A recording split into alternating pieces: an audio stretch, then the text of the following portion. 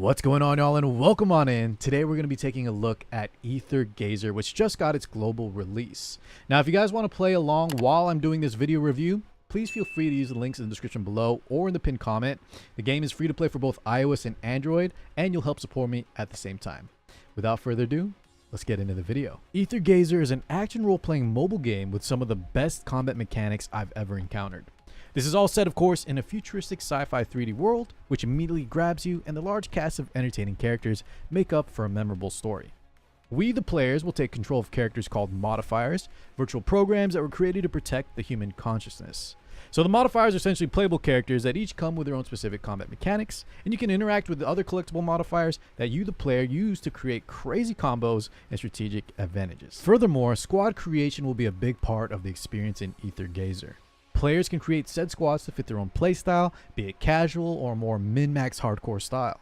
Utilizing each character's tools and skill sets during battle, power-ups to create combos, and customizing squads are just a few of the ways you can unleash the potential and power of your modifiers to save human consciousness and reach the promised future utopia. Essentially, the overview of Aether Gazer's story can be boiled down like this. Starting in the old world that was consumed by the catastrophe, the survivors uploaded their consciousness to a data network called Gaia Zero with the hopes of building a perfect paradise world without conflict and death. Every story, though, needs a villain, and that's where the Vizbanes come in. Creatures born from the source layer that destroy civilization and throw the future off course. Alright, now that I've caught y'all up on what Aether Gazer's about, as well as giving y'all a brief glimpse into its storyline, let's go into my favorite part of the game, the action-packed gameplay. When I mentioned at the start of the video that Aether Gazer has some of the best combat mechanics I've ever seen, I wasn't kidding in the slightest. From the very first combat sequence in Aether Gazer, I was drawn in.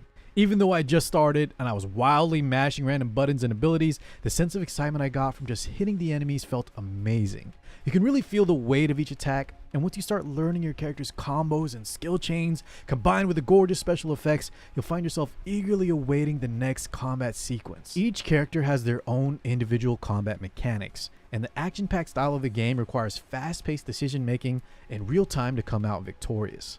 That being said, I did mention previously that squads can be created for both the casual and hardcore player. While practicing and perfecting combos to squeeze out every bit of damage is really rewarding, pressing abilities off cooldown or even just wildly mashing buttons like I did at the start can still yield great results as long as you keep your character's level, gear, and skills up to date. I really do believe Aether Gazer has something to offer for every player, and progressing through the story can be done very easily and casually without much skill involved. That being said, I can foresee the skill ceiling to be very high as well. So for players that love to test their skills, reactions, and combos to the utmost potential, this game is definitely for you. Alright guys, next up, let me show you the two main team comps that I use while playing Aether Gazer, starting with a very accessible and free-to-play team that all of you will start with, and this comprises, of course, of Vertandi, Poseidon, and Zenkibo. Now, starting with the main character, Vertandi, this is going to be the character that is first introduced to you, the one that you're probably going to get attached to first, and she's just a well-rounded damage dealer that has pretty simple to execute combos that look flashy as well. So get to know her, get to like her, very solid overall. Poseidon is crazy. She's a support character the game gives you from very, very early on, and besides providing some healing for your squad, she was outputting some crazy damage. The AI, I should say, was outputting some crazy damage that was even keeping up with me, the player character, early on. So Poseidon, very, very good. Now Zenkibo, nothing too impressive.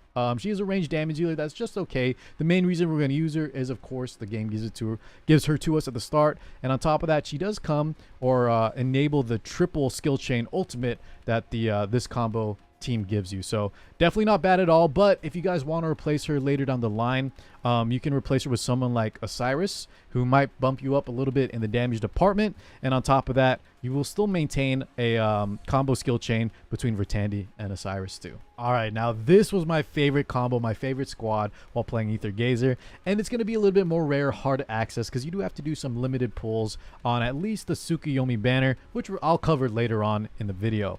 But of course, the team comprises of Tsukuyomi, who is just not only my favorite looking character, she has 3 katanas, does thunder damage, has some of the sickest looking animations, but she's busted. Yeah, she's so strong that honestly, I probably could have used any other 2 characters, and at least for the story mode, I would have just steamrolled all the content. Now, my second favorite though to use was the actual was actually the Arctic Abyss Poseidon, who, unlike the other Poseidon that I showed earlier, loses some healing potential in exchange for crazy crowd control via ice damage. She freezes a lot of targets on the field, does awesome AoE and crowd control effects like I mentioned. Very, very strong too. Poseidon honestly just feels good in all her forms so far. Last but not least, this one's not too important, guys. I was messing around with a few different damage dealers, but decided on Buzenbo. She looks good, and also the main reason is, of course, she has an ultimate skill chain with Tsukuyomi. So that was my third pick, but I probably will try out some other characters in this spot as I progress. Now, real quick, I just want to talk a little bit more about my favorite character, Shinori Tsukuyomi. She was absolutely insane. I'm probably going to pick up this awesome skin as well for her, and she is the first limited character of the official launch. Tsukuyomi is the leader of the Pheasant Squad. She's a well-known and powerful thunder damage dealer, and although her personality type is more on the shy end, her analysis during combat is precise, and if there's ever a task that needs to be done, she's your go-to girl. Now, the main ways to progress your characters or modifiers in Aether Gazer are going to be via levels, skills, and weapons, all of which can be upgraded for maximum damage. So taking into account the upgrade systems, the wide cast of playable characters, the crazy potential of the combat and combo systems, combined with a unique sci-fi story that's blended into an ancient civilization setting, Aether Gazer is 100% a game that's worth picking up and trying for yourself. Now, I don't want to give away any spoilers when it comes to the storyline, but to recap my experience thus far, there's a lot of futuristic sci-fi elements that I personally really enjoy in Aether Gazer, and the concepts of consciousness and AI are ones that I'll never really tire of, as they require a lot of critical thinking and engagement with the topics given. Now, last but certainly not least, let's talk about the graphics. Aether Gazer comes with premium quality character design with advanced NPR rendering technology. Now, while the static 3D models of characters like Tsukuyomi look amazing, obviously, it really doesn't all come together until you're actually in the game, doing all the crazy combos, all the flashing animations in tandem, leading off or ending with those crazy ultimate skill chains. That's when all the visuals really come together and will get you hooked. Now for some final PSAs for those of you that are just about ready to play. Aether Gazer hit its 400,000 pre-registration goal, so all milestone rewards have been unlocked.